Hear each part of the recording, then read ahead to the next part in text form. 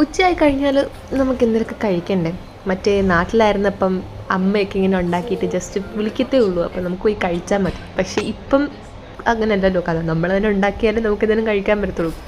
So ഇന്ന് കുറച്ച് cook ചെയ്യാൻ ഭയങ്കര മടിയായതുകൊണ്ട് ഞാനിങ്ങനെ ഫ്രിഡ്ജിൽ നോക്കി എന്തെങ്കിലും ഇരിപ്പുണ്ടെന്ന് നോക്കിയപ്പോൾ കുറച്ച് ചോറ് ബാക്കിയുണ്ടായിരുന്നു. അപ്പം ഇനി ചോറ് മാത്രമായിട്ട് കഴിക്കാൻ പറ്റത്തില്ല, അതിനോട് എനിക്ക് കറി അതൊക്കെ വേണം. പക്ഷെ അതൊക്കെ ഉണ്ടാക്കാൻ എനിക്ക് ഭയങ്കര മടി. അപ്പം ചോറ് മാത്രമായിട്ട് എന്ത് കഴിക്കാം, ചോറും കൊണ്ട് എന്ത് ചെയ്യാം എന്നിങ്ങനെ ഓർത്തപ്പോഴാണ് ലെറ്റ്സ് മേക്ക് ലെമൺ റൈസ് എന്ന് ഓർത്തത്.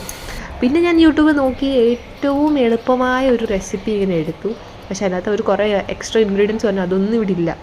പിന്നെ ഉള്ളത് കൊണ്ട് നമുക്കൊരു ലെമൺ റൈസ്, തട്ടിക്കൂട്ട് ലെമൺ റൈസ് ഉണ്ടാക്കാമെന്ന് വിചാരിച്ചു.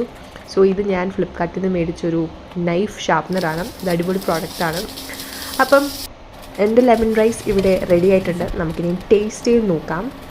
ഞാൻ പ്രതീക്ഷിച്ചതിനേക്കാളും നല്ല ടേസ്റ്റ് ഉണ്ട് കേട്ടോ.